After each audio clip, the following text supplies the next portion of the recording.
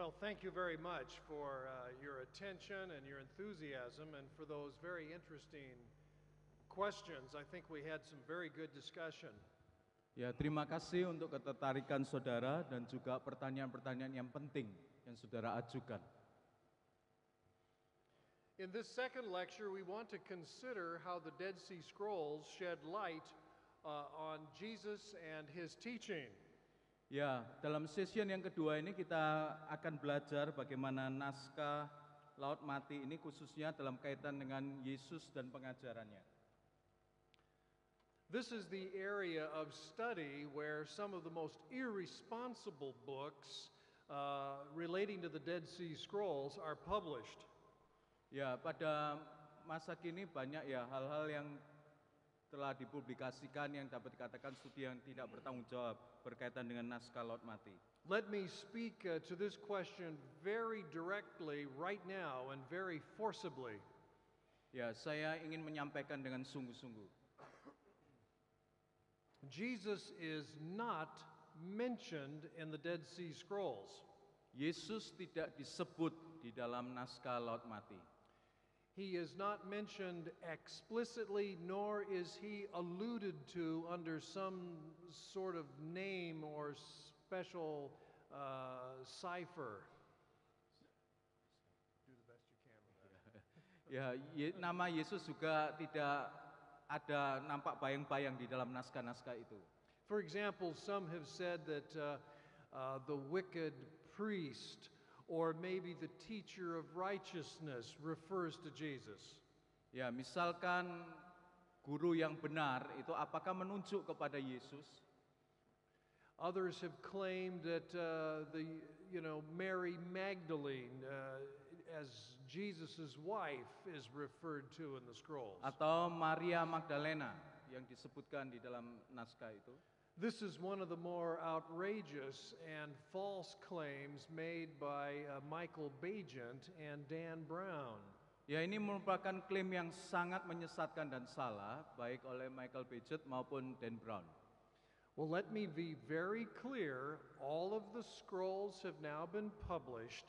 I have looked at every scroll that is large enough to read, and let me assure you there is no reference to Jesus or any other early Christian.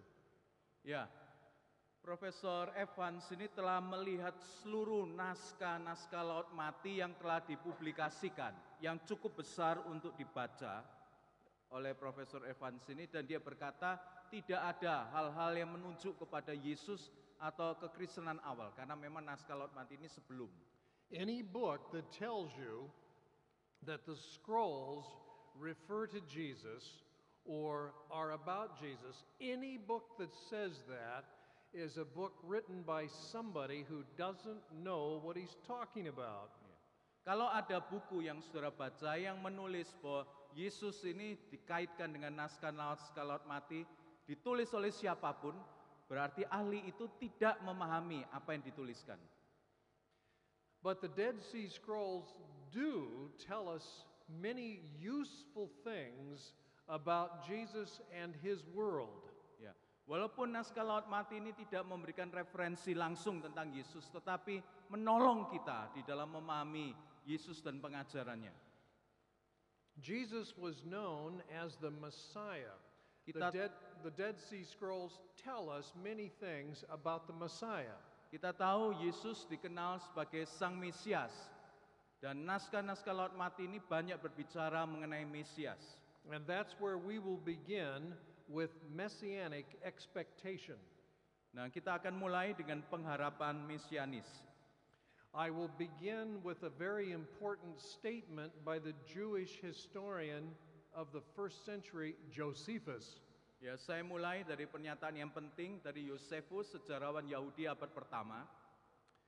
The passage you see on the screen comes from his work, The Jewish War, which he wrote after the Romans destroyed Jerusalem in the year 70. Ya, kalimat-kalimat yang saudara lihat di layar itu merupakan tulisan dari Yosefus dengan judul Jewish War atau Perang Yahudi yang ditulis setelah tentara Roma menghancurkan Yerusalem. Listen carefully to what Josephus has to say. Perhatikan dengan seksama. Maka orang-orang celaka itu dikelabui oleh para penipu dan orang-orang yang berpura-pura membawa berita dari Allah. Mereka tidak mempedulikan dan tidak percaya kepada tanda-tanda jelas yang meramalkan kedatangan kepedihan. Namun seperti orang yang termanggu dan tidak bermata, tak berakal, mereka mengabaikan peringatan jelas dari Allah. Demikianlah yang terjadi ketika sebuah bintang seperti pedang di atas kota dan sebuah komet yang berlangsung selama setahun. I draw your attention to the word star. Ya, saya minta saudara memperhatikan kalimat satu kata yaitu bintang. I believe this star, this bintang, is referring to a specific passage of Scripture. Nah, kita tahu bahwa kata bintang ini menunjuk kepada bagian yang khas. I am learning some Indonesian. Nah, saya belajar bahasa Indonesia. Scroll. We have another passage where I think the Numbers 24:17 passage is mentioned. Ya, saya juga menyebutkan ya kemungkinan ini berkaitan dengan bilangan 24 ayat 7. Listen to what Josephus has to say. Coba perhatikan apa yang Yosefus katakan. Tetapi yang paling membawa mereka menuju perang adalah sebuah nubuat yang tak jelas, seperti yang terdapat dalam kitab-kitab suci mereka, yang mengatakan seorang dari negeri mereka akan memimpin dunia. Mereka menganggap ini berarti seorang dari ras mereka, dan banyak orang bijak tersesat karena penafsiran itu. Namun kenyataannya nubuat itu mengindikasikan kekuasaan Vespasian yang diproklamirkan sebagai kaisar di tanah Yahudi.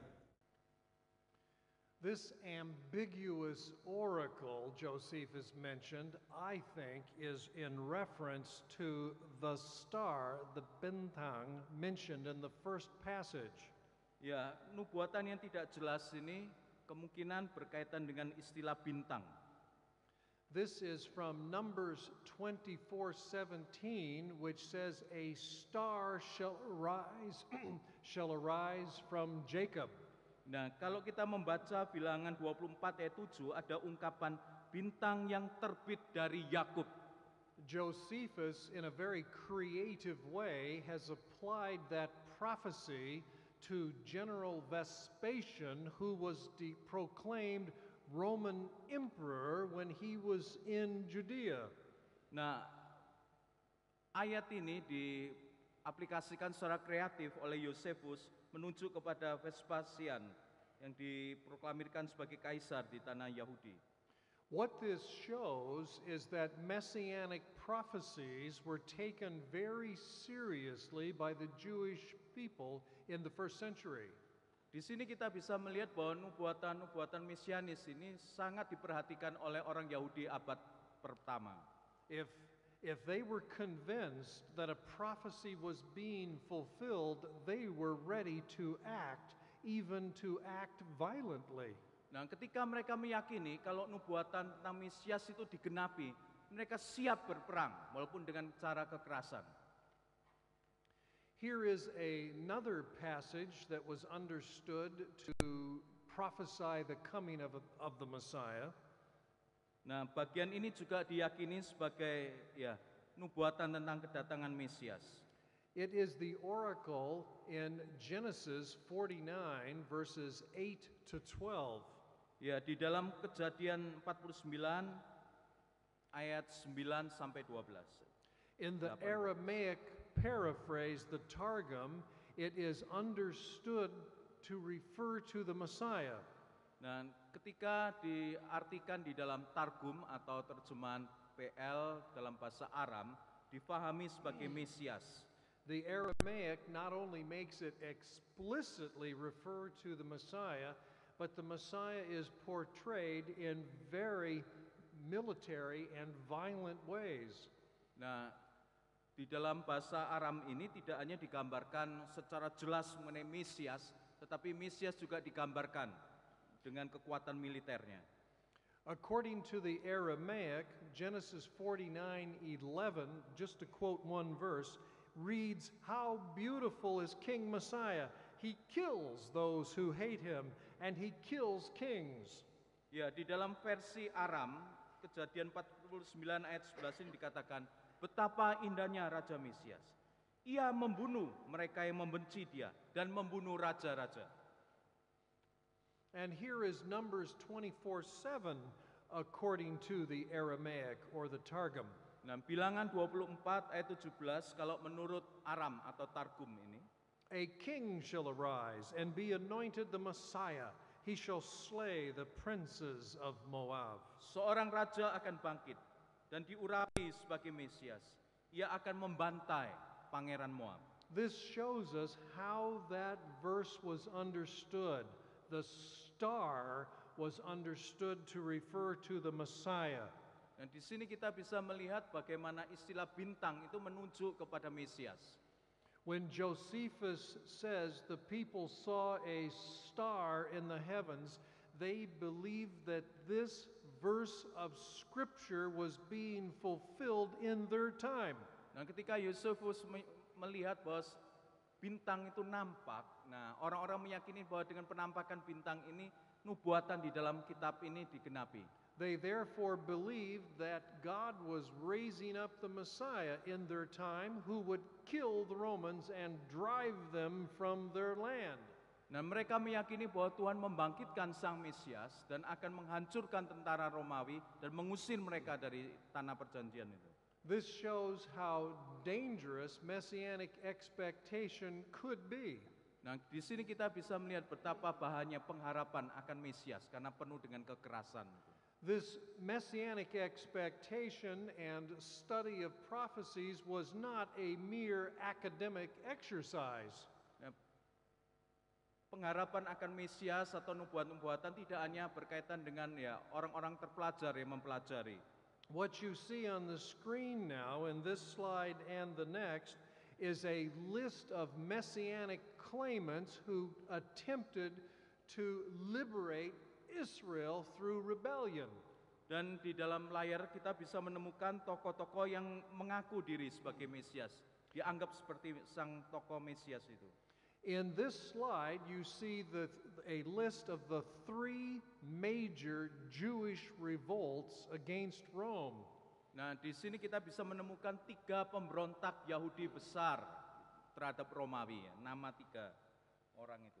Most of you have heard of the first revolt, 66 to 70, which ended with the destruction of Jerusalem and the temple. Ya, saudara mungkin sudah mendengar mengenai ketika kisah penghancuran Yerusalem tahun 66.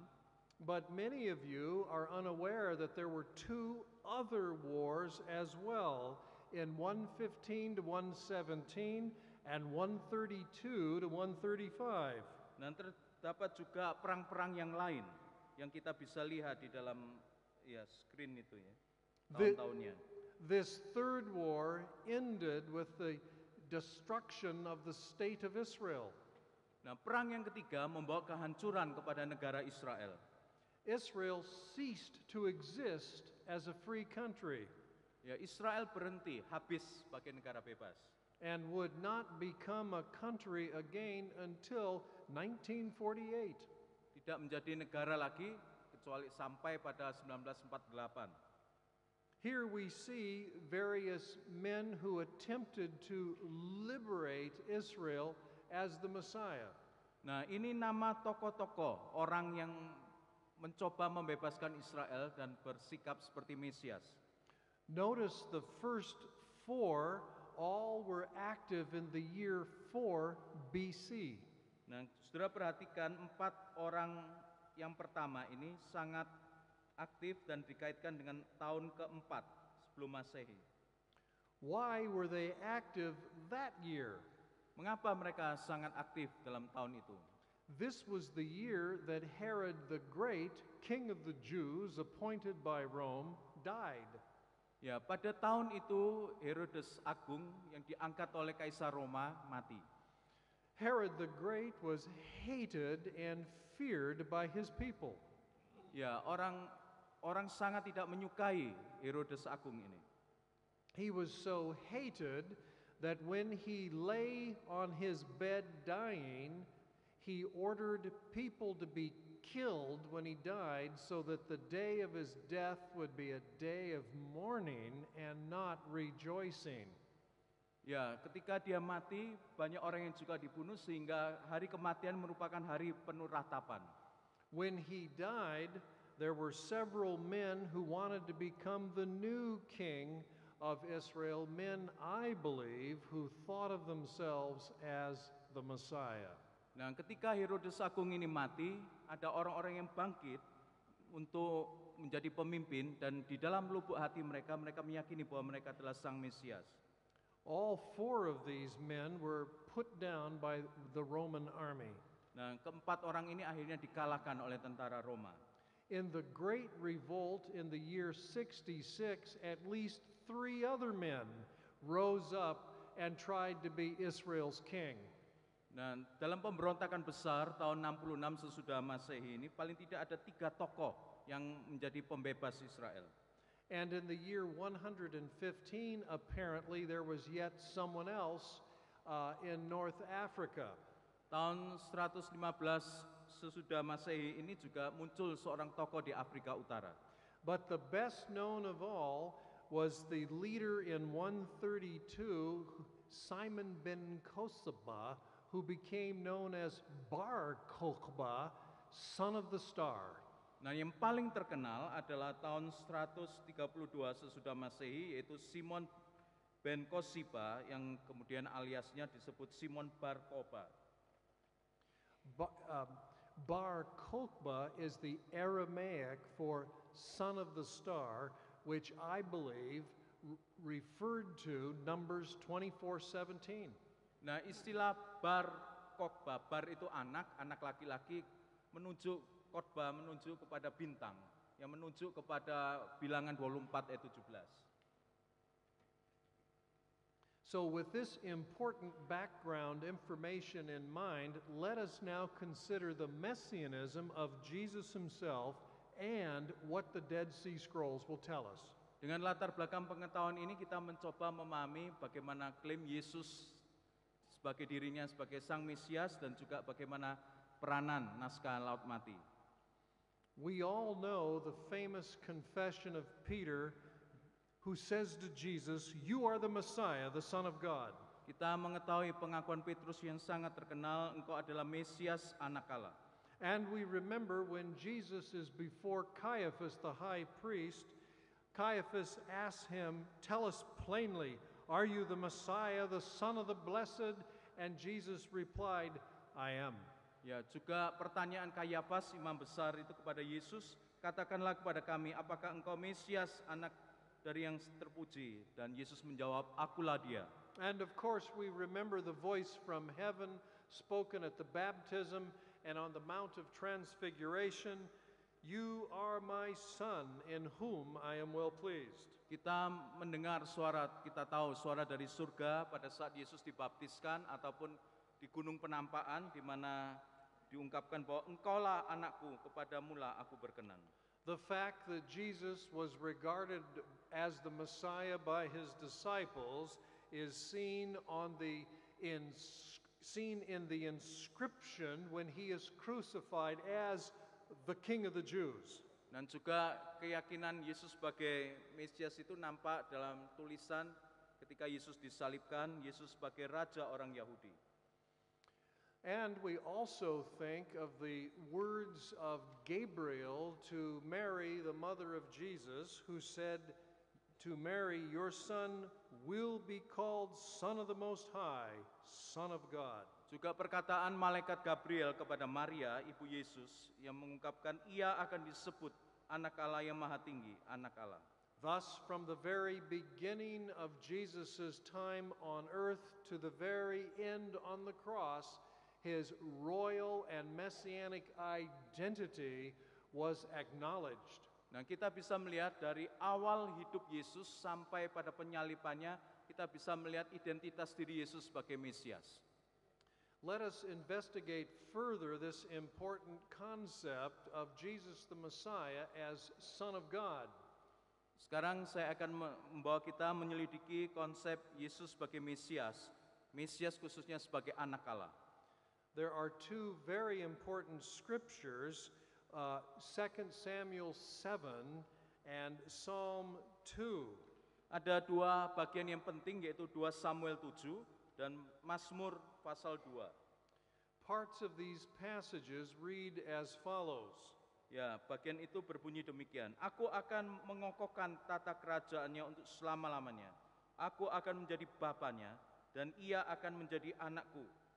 Raja-raja dunia bersiap-siap melawan Tuhan dan yang diurapinya, Mesias ini. Anakku engkau telah diperanakan pada hari ini. These are the passages that lie behind the Davidic covenant that promised a Messiah, son of David. Ya, di sini kita bisa melihat teks-teks yang berkaitan dengan perjanjian Daud yang mengungkapkan bahwa Mesias adalah anak Daud atau keturunan Daud. A son of David Messiah who also would be the son of God. Ya, keturunan Daud yang merupakan Mesias itu juga adalah anak Allah. We see reference to this hope in Psalm 89 also. Bisa dilihat dalam Mazmur 89. Parts of 2 verses read as follow. Ya, bagian itu dapat kita lihat, aku telah mendapat Daud hambaku, aku telah mengurapinya. Ini kata Mesias ya, dengan minyakku yang kudus. Ia pun akan berseru kepadaku, Bapakku engkau. Here we see in these passages, 2 Samuel 7, Psalm 2, and Psalm 89, unambiguous descriptions of the Messiah as God's Son. Nah, dari bagian-bagian yang telah kita baca, baik 2 Samuel 7 maupun Mazmur 2 dan Mazmur 89, kita bisa melihat tidak ada keraguan-raguan ungkapan bahwa Mesias sebagai anak Allah. We find this same hope expressed in some of the Dead Sea Scrolls. Dan kita melihat harapan yang sama juga nampak dalam naskah Laut Mati.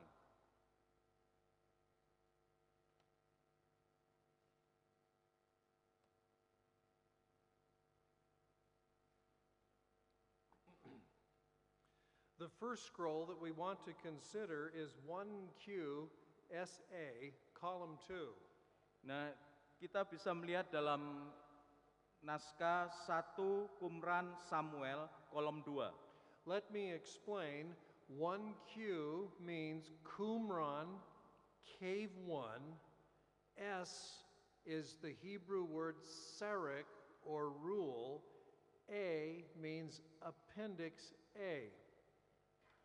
Ya, 1 itu menunjuk kepada guanya, Qumran. S itu menunjuk kepada kata yang berarti pemimpin, A itu tambahannya. This appendix to the larger 1QS scroll provides rules for the messianic banquet. Ya, ini merupakan bagian tambahan dari bagian yang lain yang luas yang mengungkapkan mengenai pesta yang besar itu. The men of Qumran believed that when the Messiah came, there would be a great celebration at a banquet table. Ya, komunitas Qumran meyakini ketika Mesias datang akan diselenggarakan perjamuan besar. But we read a very interesting statement here in lines 11 and 12. Nah, di dalam baris 11 dan 12 kita melihat ada ungkapan yang menarik. Inilah prosedur untuk mempertemukan orang-orang yang berselisih ketika mereka dipanggil ke pertemuan yang diadakan konsili Yahat ketika Allah telah memperanakan Mesias di antara mereka.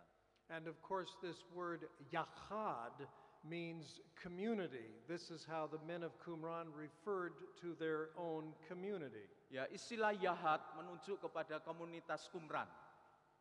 Apparently, the men of Qumran expected God to beget or to generate a Messiah. Orang-orang Qumran meyakini, mengharapkan bahwa Tuhan memperanakan Mesias. This is a clear allusion to the promise in 2 Samuel 7 and Psalm 2. Nah, di sini kita bisa melihat keterkaitan antara bagian ini dengan 2 Samuel 7 dan Mazmur 2. But perhaps an even more important scroll is the Aramaic 4Q 246. Dan teks lain yang penting yaitu yang dari bahasa Aram yaitu di 4 Qumran 246. This means Qumran Cave 4, document number 246. Ini berarti naskah Qumran di dalam Gua 4, naskah nomor 246. This scroll makes the following prophecy. Naskah ini mengungkapkan nubuatan. This scroll prophesies the coming of someone of whom it will be said, he will be called the Son of God. They will call him the Son of the Most High. Nubuatan tentang seseorang yang akan disebut sebagai anak Allah, anak dari yang maha tinggi. Here is the full text. Ya, kemudian adalah teks penuh dari 4 Qumran itu. I will only read a small part of it, the end of column 1 and the beginning of column 2. Ya, saya hanya ingin membaca sebagian di kolom 1 dan kolom 2. Also, his son will be called the Great and be designated by his name. He will be called the Son of God, and they will call him the Son of the Most High. Ya, di atas kolom 2 itu juga anaknya akan disebut yang agung dan ia akan dipanggil dengan namanya. Ia akan disebut anak Allah, mereka akan menyebut dia anak yang maha tinggi. And a little further down in column 2, at line 5, we are told, their kingdom will be an eternal kingdom, and all their paths will be righteous. Nah, kemudian kita perhatikan ayat baris 5 itu, kerajaan mereka akan menjadi kerajaan kekal dan semua jalan mereka akan menjadi benar. Here is a picture of 4Q 246, 2 columns of text, Aramaic, and the first column, remember on the right going left, is missing a few words, but otherwise this is the whole text. Ya, ini merupakan gambar dari teks yang dapat kita temukan, dilihat di 4Q ini, dan di bagian kanan ada bagian yang hilang. Now, in the words that were placed in bold print, we find remarkable parallels to what Gabriel the angel told Mary in Luke 1. Kita dapat melihat hal yang sama dari ungkapan malaikat Gabriel di dalam Lukas 1. Here are the 4 parallels in Luke 1, 32 to 35. This one will be great. Son of the Most High, he will be called. He shall be called Son of God. He will rule forever. Ya, di sini kita bisa menemukan 4 paralel. Ia akan menjadi besar, akan disebut anak Allah yang maha tinggi. Ia akan disebut anak Allah. Ia akan memerintah selamanya. And you can see the parallels to 4Q 246. Your son will be great, Son of the Most High. He will be called Son of God. He should be called, his kingdom will be an eternal kingdom. Nah, di sini kita bisa melihat dalam naskah Qumran ini sama dengan yang disebut tadi. Anakmu akan menjadi besar. Ia akan disebut anak sama tinggi. Ia akan disebut anak Allah. Kerajaannya adalah kerajaan yang kekal. What we see in the Dead Sea Scrolls is very important corroboration of the idea that the Messiah expected would be called Son of God, just as Jesus was also called Son of God. Di sini kita bisa melihat pemahaman orang komunitas Qumran yang mengakui bahwa Mesias adalah anak Allah, sebagaimana Yesus juga, Sang Mesias itu adalah anak Allah. This also shows that the idea of the Messiah as Son of God is right at home in Israel and in the prophetic scriptures and is not a Greek or Roman idea. Nah, kita bisa melihat bahwa konsep Mesias itu merupakan konsep yang lahir di antara orang Yahudi, bukan konsep Yunani atau Romawi. The Dead Sea Scrolls also shed light on the meaning of Jesus' proclamation of the kingdom of God. Naskah Laut Mati juga menolong kita memahami pemberitaan Yesus tentang pemerintahan Allah. Jesus proclaimed, the time is fulfilled and the kingdom of God or rule of God is at hand. repent and believe in the good news. Yesus memberitakan, waktunya telah genap, kerajaan Allah atau pemerintahan Allah sudah dekat, bertobatlah dan percayalah kepada kabar baik. His words, basileia tou theou, in Greek, in the Gospel of Mark, are the equivalent of rule of God, as in the Aramaic version of Isaiah, the kingdom or rule of your God is revealed.